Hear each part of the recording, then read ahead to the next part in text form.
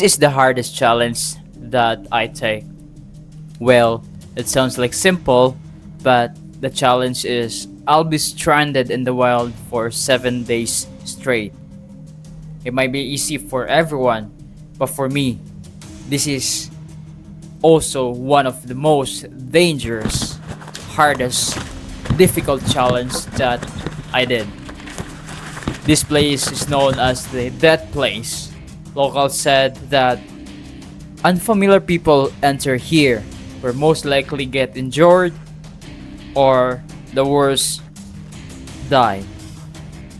This place is untouched and all most wild animals like snakes are living in this place.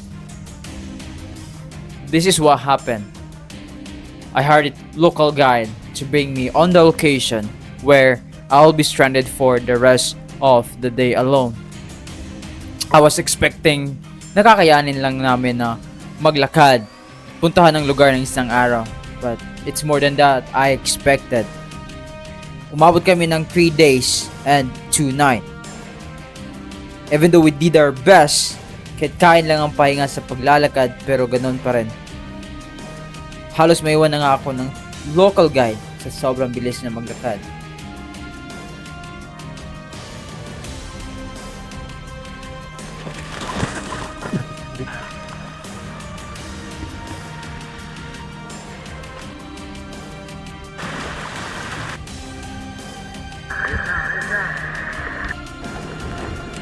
Okay.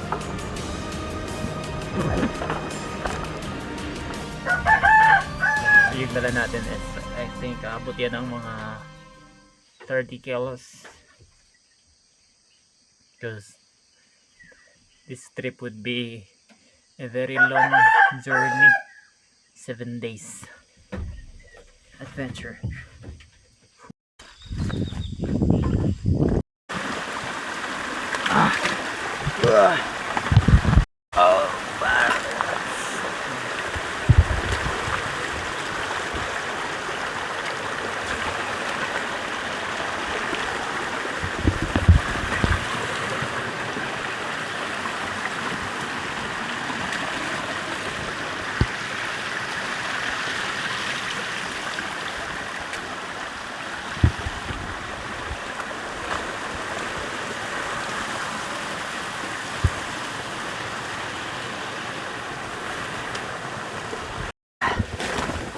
This trip we hired a tour guide, so that person is our tour guide.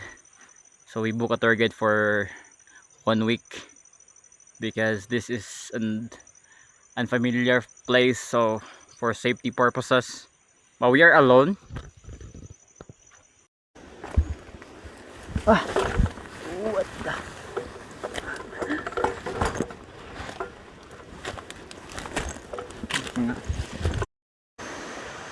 Nawala na yung tour guide, oh. Saan na ba yun? 8 hours na kaming naglalakad. We started 5 AM in the morning doon sa baba. Tapos mabot kami dito 12 noon. Tapos hindi pa kami umabot. So kailangan ko nang tumigil. Nauna na yung tour guide sa atin kasi naubusan na ako ng lakas. Ay nako, nakakainis. Ayaw ko na. Suko na ako. Bang hira.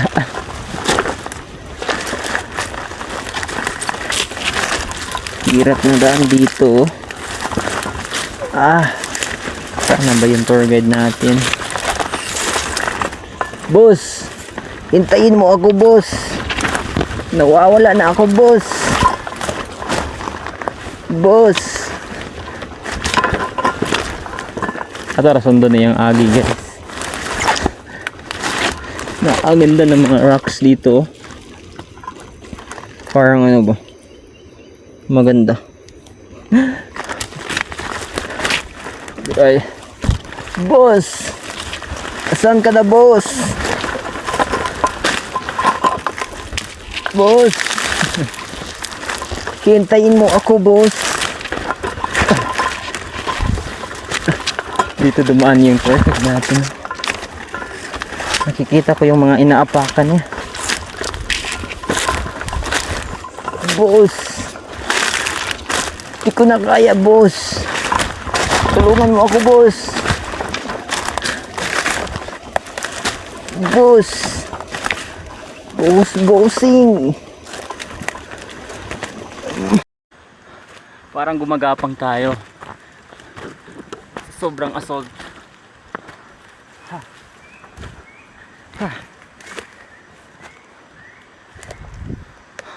Yung tour guide nang iiwan.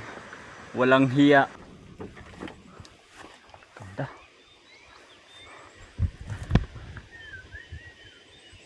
Tulak malambot.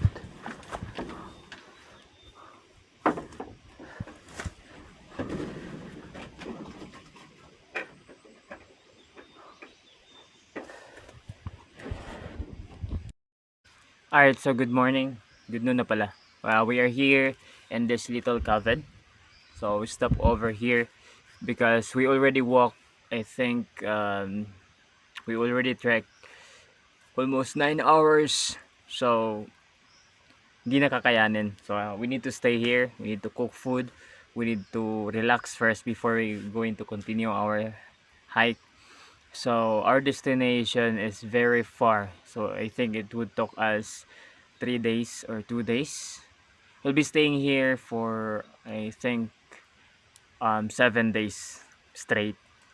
So we're just gonna explore this place. We have a tour guide. I hired a tour guide and he brought us here. So now we're gonna prepare a food because we're getting hungry. So after this, after we can rest here, we're just gonna show you guys what is here, what we can see in this place. This is a very cute. So our hammock, we already eat our lunch. So this is not the place where we are going to visit. So we just stop here because we are running out of time. And we are so tired. We trek almost 10 hours. So I cannot manage that kind of walking, trekking. So we need to take some rest and then we're going to continue our journey tomorrow. But right now what I'm gonna do is that I'm just gonna explore the place here. So as what you can see, this is very wild and this cabin is very nice, guys. I'm gonna sleep here tonight. So I'm gonna show you my experience here as well. So I'm just gonna leave this kind of thing here and then let's try to explore the surroundings. Maybe we could find something interesting here and just to see how beautiful this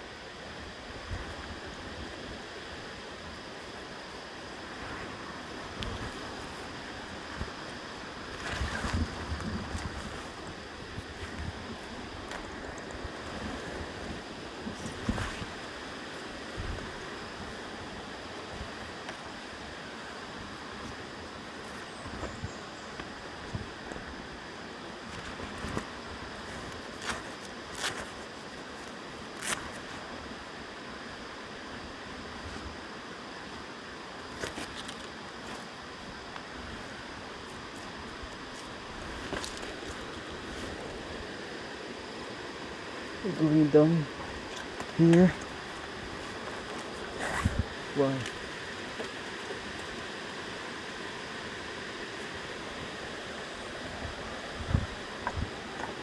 Try to go upside.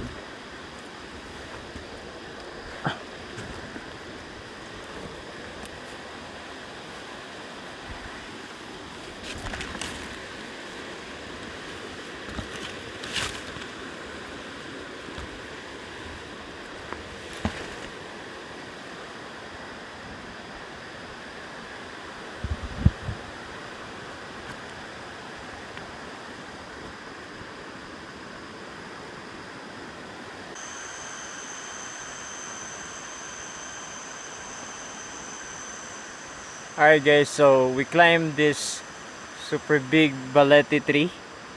Look at that, it's very huge, like a snake. So this is so beautiful. Ah,